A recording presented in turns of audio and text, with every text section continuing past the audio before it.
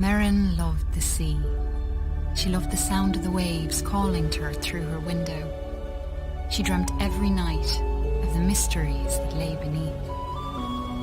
Her father was a fisherman. Each day he went out to sea, and each night Merrin waited at the rocky cliff edge, holding up a candle to guide him safely home. The two of them were poor. Their roof was leaky, and they sometimes went hungry. But as long as they had each other, Merrin knew they would be okay. At night, her father sang her songs about his great adventures. He sang of giant leviathan serpents, haunted caves, and a lost city of gold beneath the sea. Merrin knew the stories weren't real, but she loved to listen to them. She drifted off to sleep, imagining the wonders of the world below. And her life continued that way, simply and happily, until one night, her father didn't return. Merrin held up her candle at the cliff's edge all through the night, staring out at the empty sea. She shivered in the cold wind as she watched for him all the next day. Her eyes welled with tears as night fell again and there was still no sign of her father. At last, she collapsed into sleep. In her dreams, she saw him, trapped deep beneath the sea, calling to her for help. She awoke with a jolt. A desperate and dangerous plan was already forming in her head. She took scraps of metal and wood her father had caught in his nets and pieced them together. She hammered and bolted, she measured and sawed. And before the sun had set, she had built a tiny, rickety submarine.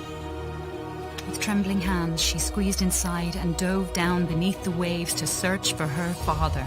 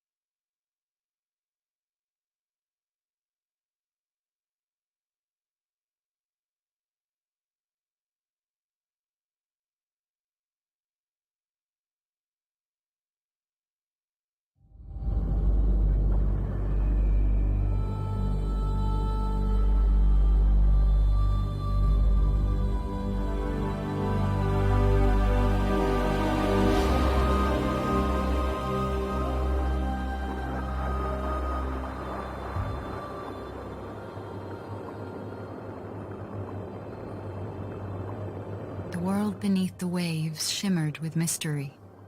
Glow-kelp bulbs lit up around her as she passed by.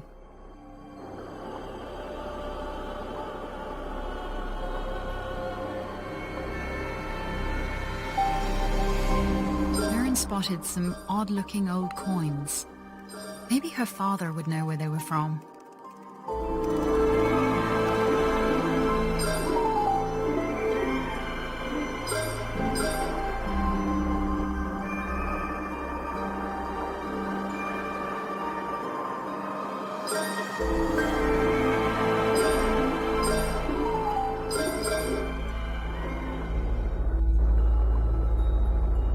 An eerie light flickered and danced on the sea floor, like an underwater fire. Her father once told her about a mysterious, living energy called time. Could that have been a time wellspring?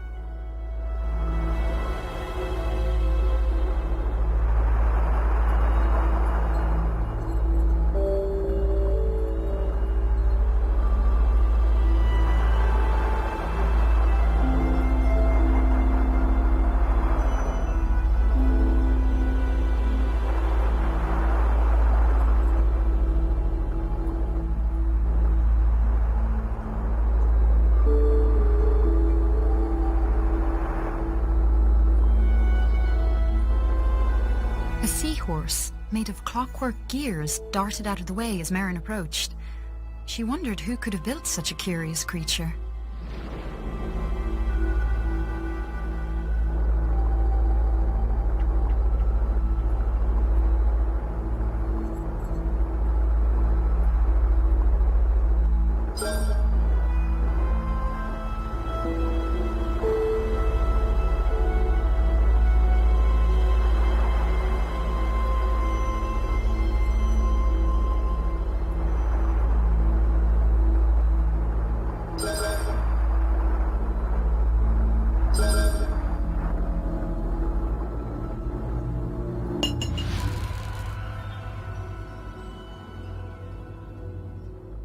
Merrin approached a glowing scrap of metal and pulled it inside. It was claw-shaped and had a strong magnetic pull. She took out her tools and attached it to a firing mechanism on her steering column.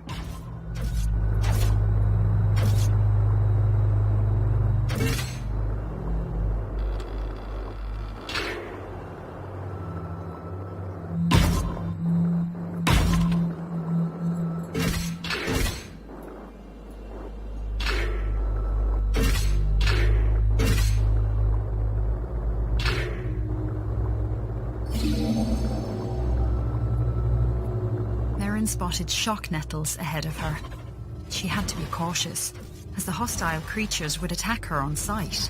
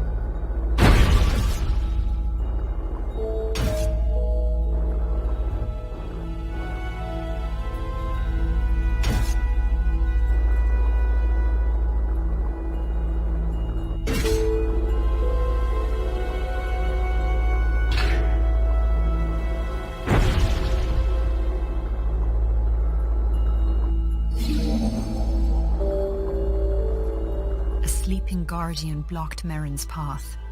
She knew it all too well from her father's stories, and she knew it must never be woken.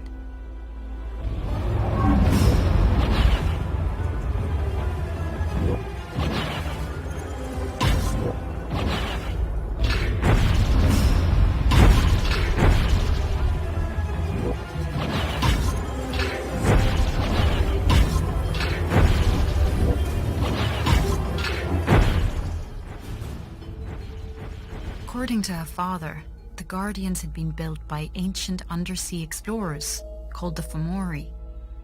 Merrin always thought the Fomori were a myth. Now she wondered if her father's other stories might be true.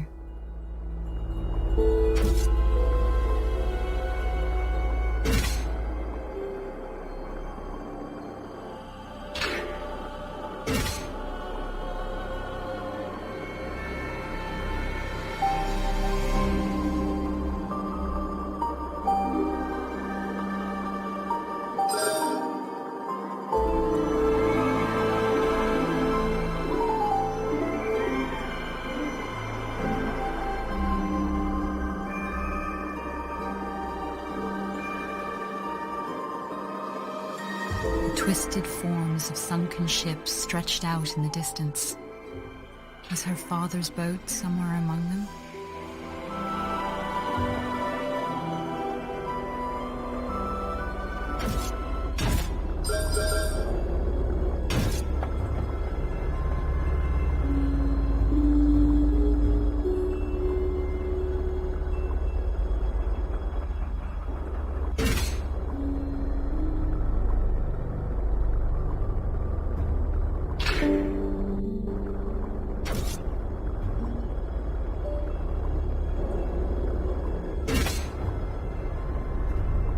The old statue reminded her of her father's lullabies about the brave and beautiful Merrows.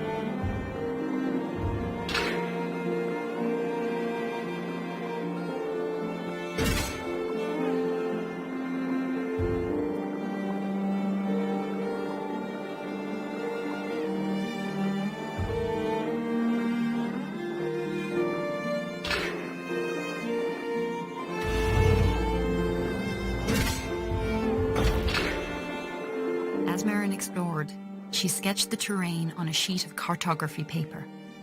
Her father had taught her that those who make maps are never lost.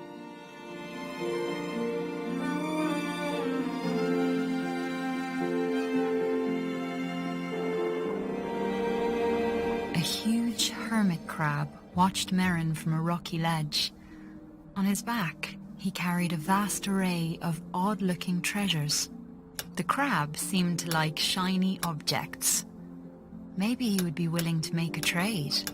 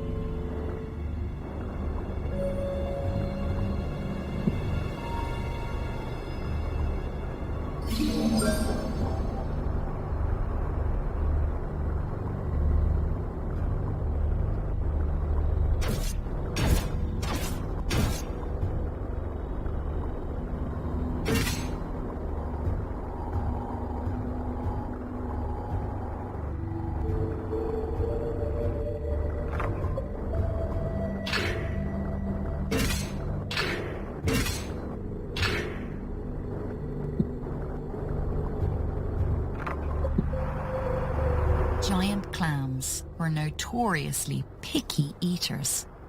Each one seemed to prefer a different kind of treat.